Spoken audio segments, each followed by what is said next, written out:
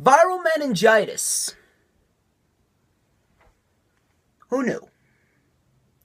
Who knew that a contagious disease could be so dangerous, so damaging, and so helpful at the same time?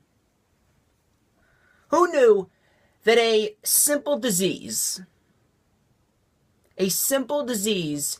could give us two WrestleMania-worthy-like matches on a B-level pay-per-view that not even a piss-poor card could fuck this up?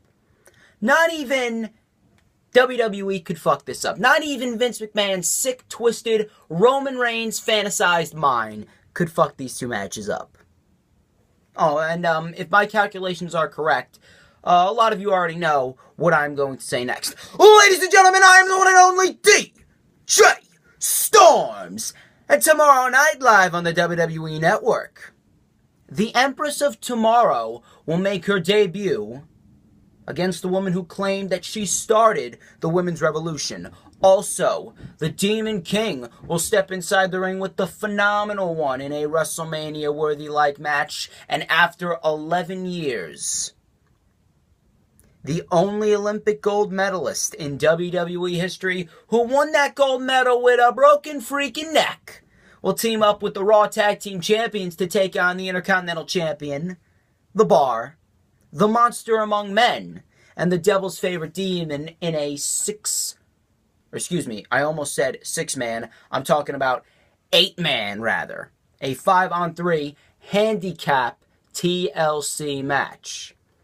But before it's time for the TLC match, before it's time for the Empress of Tomorrow to make her debut, before it's time for the Phenomenal One and the Demon King to clash, it's time for the rundown!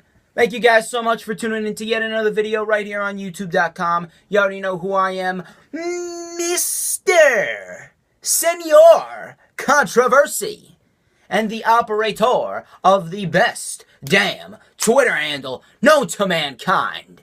This is, of course, the rundown for WWE Raw brand exclusive pay-per-view TLC, which of course is streaming live tomorrow night on the WWE Network with the pre-show starting at 7 p.m. Eastern Time. Now, though I am the least interested in WWE that I have ever been throughout my entire decade of watching the product, though I am very disinterested in whatever WWE has planned up until after WrestleMania 34, that does not mean I'm not going to enjoy what is going on tomorrow night at TLC.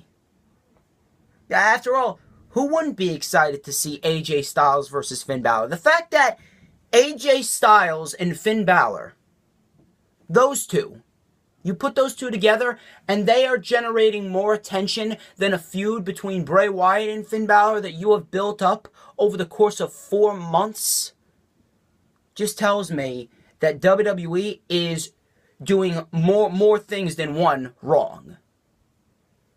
And the fact that Kurt Angle is also getting more attention than the man you are building up as the face of the company through the next generation, probably through the next 15 years, tells me that you have failed. You have failed big time, Vince McMahon. But then again, I'm not here just to state the obvious. This is, of course, the rundown, like I stated before, and we're going to go over each and every single match and each and every single segment they have planned for WWE TLC. And I do have a few reports on the issues regarding Bray Wyatt, Bo Dallas, JoJo, and Roman, and why they are currently out. But first things first, we're going to start with the pre-show. This was announced on Monday, and it is going to be Sasha Banks versus Alicia Fox on the pre-show. Nah, no one really cares. I certainly don't care. You don't care. There's nothing really for me to go over. So, Sasha Banks. Basically it. I mean, if they give Alicia Fox the win, which I don't think they will, good for her, but it's ultimately not going to go anywhere. The thing that I am most interested on the pre-show is Drew Gulak's special TLC edition of his PowerPoint presentation. That PowerPoint God, it's more over than Roman Reigns. It didn't need to be said, but I'm just putting it out there. Drew Gulak is without a doubt one of the best heel characters on 205 Live that they got right now. PowerPoint presentation is awesome, and if I ever see that Gulak for a better 205 Live t-shirt or that Gulak for a better 205 Live button, I gotta get it. I gotta get it because Gulak is fantastic. Who knows? This possibly could result in another pre-show match or a match being made for 205 Live with Akira Tozawa. You never know. Tozawa is definitely going to return. I have a feeling. I have a feeling. Anyway, now onto the main show. Let's start off the main show by talking about the Cruiserweight Tag Team match between Rich Swann, Cedric Alexander, the Brian Kendrick, and Jack Gallagher. Now, I've actually been enjoying the feud between the Brian Kendrick and Cedric Alexander, mainly because of the simple fact that I like that they are utilizing them more, and Brian Kendrick has recruited Jack Gallagher. He is quote-unquote brainwashed Jack Gallagher, or at least that's what Cedric Alexander and Rich Swann would say.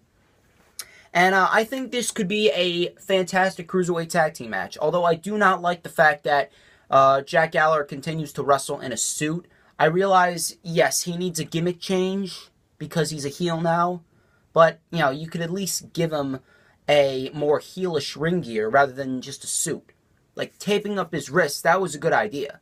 That was a good idea, but you could give him, like, black trunks. You could give him, like, brown and gray pants or something like that, but you don't really need to put him in a suit every single match. Although I do give props to Gallagher. I really do give props to Gallagher for being able to wrestle with a full-blown suit on. That shows you Jack Gallagher has some talent. As far as the match goes, it's actually tough for me to predict. Usually, these types of pay-per-views are very predictable, but when you take a look at some of the matches that they have scheduled for TLC, you can't really call them right down the middle. Before all of these changes were made, yeah, you could possibly call them down the middle. You could call Bray Wyatt and Finn Balor. You could call The Shield and Miz and his goons. But then again, this time they've turned the tables on us, and now we don't really know who's going to come out victorious. And it's not just the main event matches; it's the undercard as well. The matches between Mickie James and Alexa Bliss. The matches between what else they got over there? Kalisto and Enzo. The Cruiserweight Tag Team match. All that other stuff. It's not really clear as day as to who's going to come out victorious. But if I was to pick a team to come out victorious in this match, I'm going to have to go with the Brian Kendrick and Jack Gallagher. Mainly because of the fact that Cedric Alexander has really been dominating this feud. Cedric Alexander has really been, giving it to Jack Gallagher and the Brian Kendrick. He laid out Jack Gallagher on 205 Live in their match.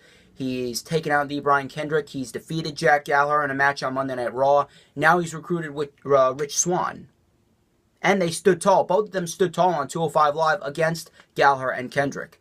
So, if anything, it would make sense for the Brian Kendrick and Jack Gallagher to come out victorious. So that way they can continue the feud and they could build up to something even bigger. Possibly a stipulation match between Cedric Alexander and the Brian Kendrick. It would make sense. I'm not sure if they're really going to go that route, but I would like to see it. I would not be mad if Cedric Alexander or Rich Swann won. Hi, I'm like stuttering over my words here. And Rich Swann won, mainly because of the fact that I enjoy all four cruiserweights.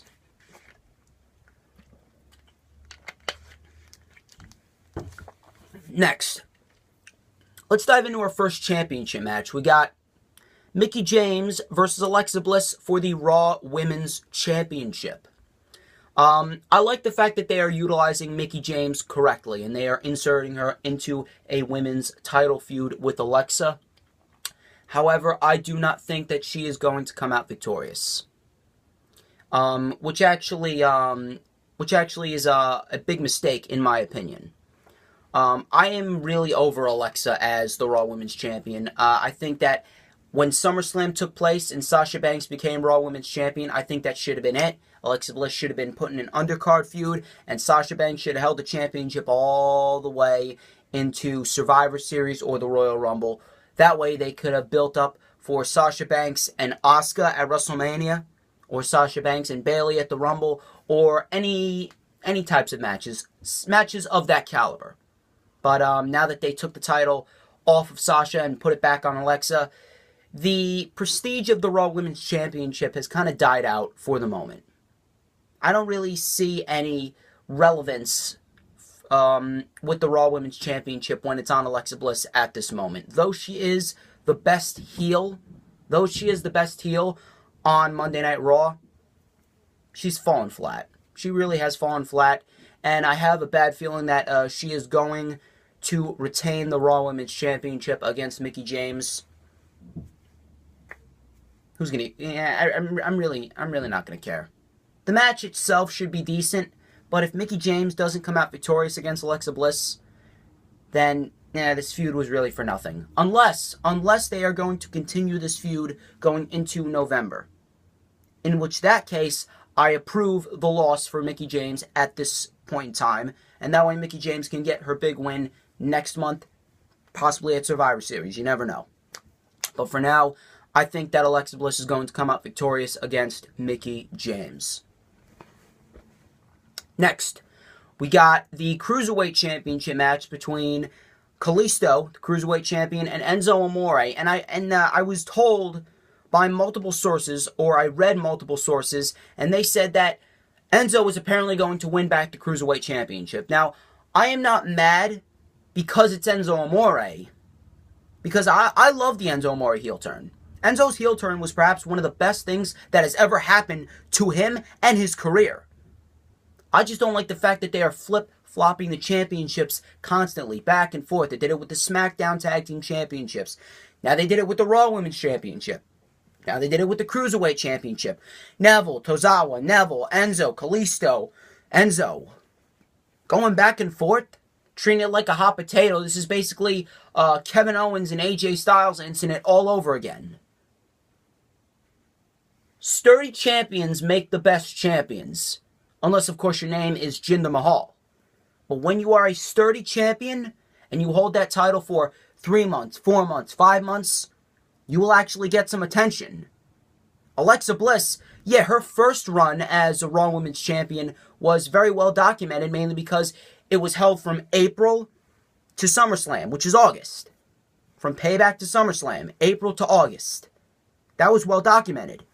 And they built feuds around it.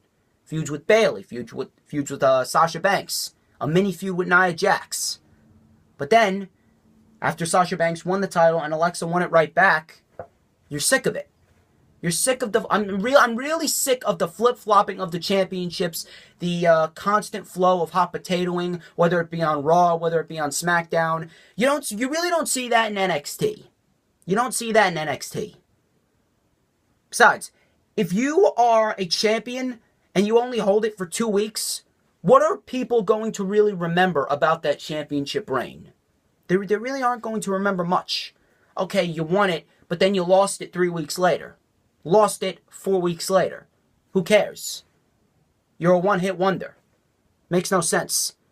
If you wanted to build 205 Live around Enzo, you should have had Enzo win that lumberjack match somehow, and then beat Kalisto again at TLC. And might I mention, why is there only one TLC match? There's no chairs match. There's no ladder match. There's no tables match. Unless, of course, they got last-minute stipulation changes planned. Stuff like this, they're floundering over there. They're floundering. The backstage officials, they don't know what to do. But as far as that match goes, the reports there are saying Enzo. I actually hope that I'm wrong. I actually hope that the reports are wrong and my prediction is wrong, because I do not want Enzo to come out victorious, and I want Kalisto to have a long, drawn-out reign with it. Next, we got AJ Styles versus Finn Balor. The Demon King versus the Phenomenal One. This match, without a doubt, is WrestleMania worthy, and this match has to be the most unpredictable match on the card. I have no idea who's going to come out victorious in this one. It's very hard to call it right down the middle. Very hard to call it right down the middle. Because on one hand, you got Finn Balor, who is probably going to be Brock Lesnar's next opponent for the Universal Championship. And he's going to be in his demon paint. And the demon has never been pinned. He has never been pinned on the main roster.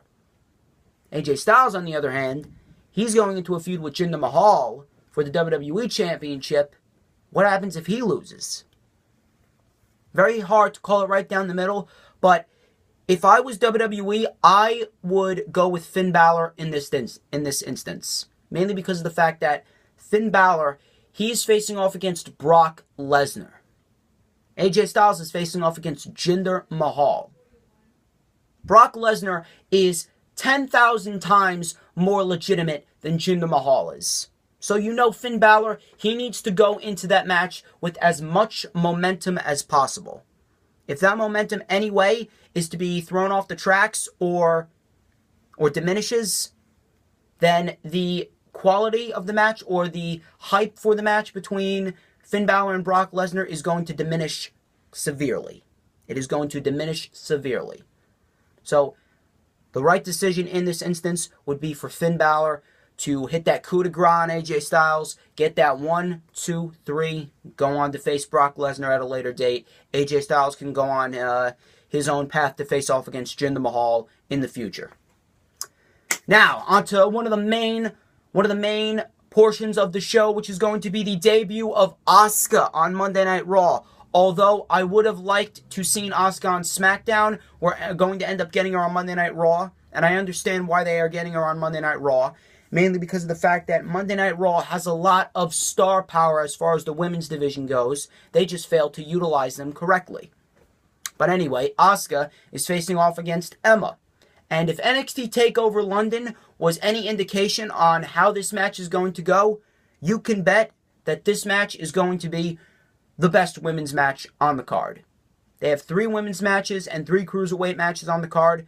Out of the 3 women's matches, that match is going to be perhaps one of the best on the card. If not, then it's probably going to be Alexa Bliss and Mickie James. But I have high hopes. I have very high hopes for Asuka and Emma. And obviously, there is no other way to go about this. Asuka is going to win. I don't know how she's going to win. She could win the same way she did at London with that spinning heel kick. Or she could have Asuka, or she could lock Emma in the Asuka lock. Emma taps out. If I was them and they are really going to go forth with a feud with Emma, and this isn't just going to be a one-and-done situation, I would rather have Emma lose with that spinning heel kick rather than the Asuka lock. And then Emma could finally lose the feud altogether by submitting to the Asuka lock. But I don't know if they're going to go ahead with a full-blown feud. Knowing WWE and their short-term booking skills, they are going to go with a one-and-done situation. Asuka's winning no matter what. Makes sense. And now on to the main event of the show. The main event of the show. We got Dean Ambrose and Seth Rollins, the Raw Tag Team Champions, and Kurt Angle. Almost forgot about Kurt Angle. This is last minute. I'm sorry. But we got the Raw Tag Team Champions, Seth Rollins and Kurt Angle. Seth Rollins, Dean Ambrose, and Kurt Angle. Versus Intercontinental Champion The Miz, Braun Strowman, The Bar, and Kane. Unfortunately, Kane, yes.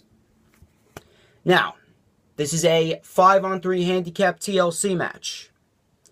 No doubt this is going to be a good match. Will it be a match of the year candidate? Absolutely not. But then again, we're going to have to wait and see.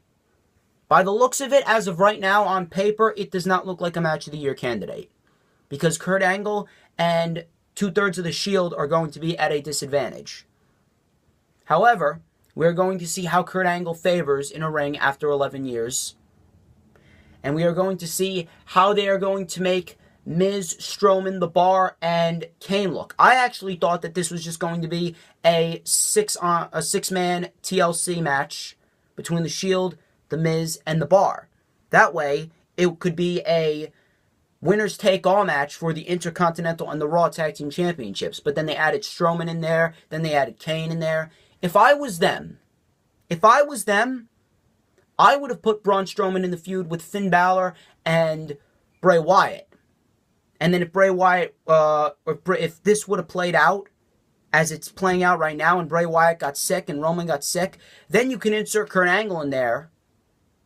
Then you can insert AJ Styles into the Finn Balor and Braun Strowman incident. You could have that become a triple threat match to see who's going to face Lesnar. Jinder Mahal should have been facing AJ Styles at Survivor Series. Finn Balor should have been facing Brock Lesnar at Survivor Series. That's how I would have played all this out. But you know, they gotta make this into one big clusterfuck. Now, maybe I'm wrong. Maybe it's going to be a very good TLC match. Maybe it's going to be a very good TLC match. And as far as the outcome goes, there's no other way to go. Seth Rollins, Dean Ambrose, and Kurt Angle. No other way to go. If Kurt Angle is making his in-ring return after 11 years, you know he's going to win. You know without a shadow of a doubt that Kurt Angle is going to win. There is no other way to go about it, period. Kurt Angle, Seth Rollins, and Dean Ambrose, I don't know how they're going to do it, but some way, somehow they're going to do it. And I fully expect to see an Angle slam on Braun Strowman through a table or through a ladder. I would like to see that a lot. And ladies and gentlemen, that wraps up this edition of The Rundown. Thank you to everyone who tuned into this video live. Do not forget to follow me on Instagram at DDog316. Do not forget to follow me on Twitter at #1 WWE fan. Do not forget to check out the Lightning Flash update, which I posted yesterday, and why WWE is the most pathetic company on earth. Do not forget to check out the Lightning Flash update next week. As always, you can catch me tweeting live about WWE TLC tomorrow night, starting at 7 p.m. Eastern Time. And speaking of an Angle Slam, don't forget to give that notifications bell an Angle Slam so you can know whenever I post a new video. And ladies and gentlemen, I'm the one and only DJ Storms. This has been The Rundown. You enjoy the rest of your weekend. I'll catch you tomorrow for TLC.